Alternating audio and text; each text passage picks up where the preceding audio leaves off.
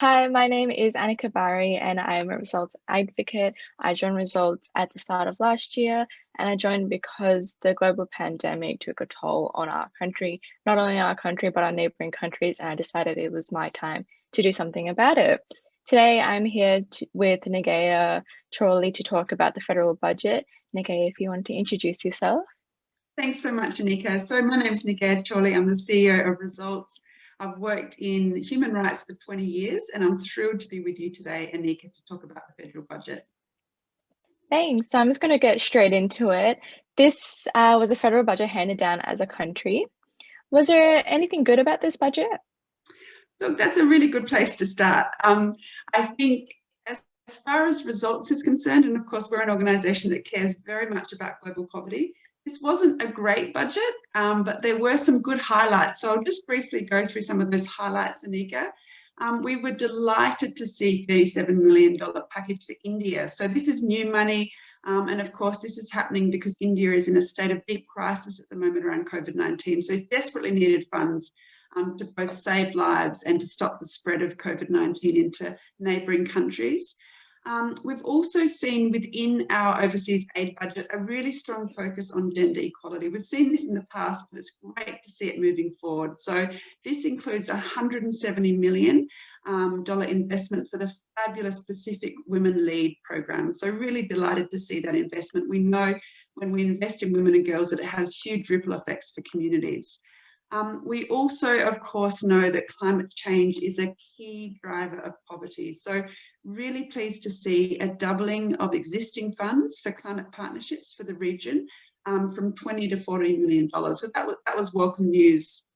The final thing I'd just say is that the Australian government has made a commitment to share 10,000 Australian-made COVID-19 vaccines every week with some of our neighbouring countries. And we know, particularly at the moment, that's so important. Vaccine equity is really important. So we really welcome that announcement as well. So there were some good things in there, Anika. Absolutely. Thanks for sharing all this information. Were there any surprises about this budget? There were some surprises. As we've seen in the last 12 months, we've seen an additional 120 million people move into extreme poverty. And of course, this is as a result of COVID-19. So really surprised, I have to say, we as an organisation are very surprised to see a reduction in our overall aid program. We've moved from about 4.4 billion down to 4.3 billion. And of course, we know that our aid program and our leadership in the region is more important than ever before. So I have to say we were surprised by that downward trend.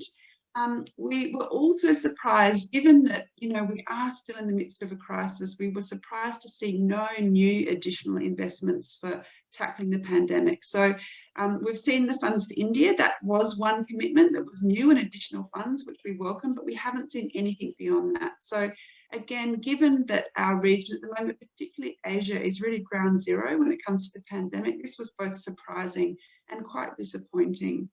Thank you, Anika. Thanks. Well, with that being said, what do you think we need to see more from our government in the future? Yeah, that's a really important question. So the most important thing to say is that Australia is going really well. I mean, relatively speaking, we're going incredibly well when it comes to COVID-19. And as the vaccine's been rolled out, that trend's only going to continue. But for billions of people around the world, they are still in a state of crisis. So there's a global mechanism called the ACT Accelerator, which is really been set up to fund COVID-19 vaccines, diagnostics, treatments, and health system strengthening. Essentially, this global mechanism is seen as our exit strategy out of the pandemic. That mechanism requires urgent funding. So far, Australia has contributed just 6% to the ACT Accelerator of the 12.3 billion that's been sourced from other countries all around the world. So many other similarly wealthy countries are stepping up and contributing a lot. We're not seeing that yet in Australia. We're a wealthy country. We need to be contributing a lot more if we're to support the global community come out of this pandemic. Because of course, as we've learned from COVID-19, our world is incredibly interconnected. We have a moral duty to support other countries, but we also know it'll impact us if we don't support other countries to come out of the pandemic. we're also concerned to see that we're sliding down the OECD scale when it comes to our overseas aid and development. So back in 2015, we were ranked 14th as far as other OECD countries. So these are other relatively wealthy countries. We've slid down to 21 in that ranking. So this is a really worrying overall trend. And again, especially as the world is in the midst of a crisis, we are also dealing with the growing impacts of climate change, of food insecurity, and of conflict. So we need as a country to be playing a lead role in investing in peace, in health security, and in economic prosperity for our region. And of course, the aid program is a key lever to achieve this. So we need to be seeing more investment in our aid program moving forward.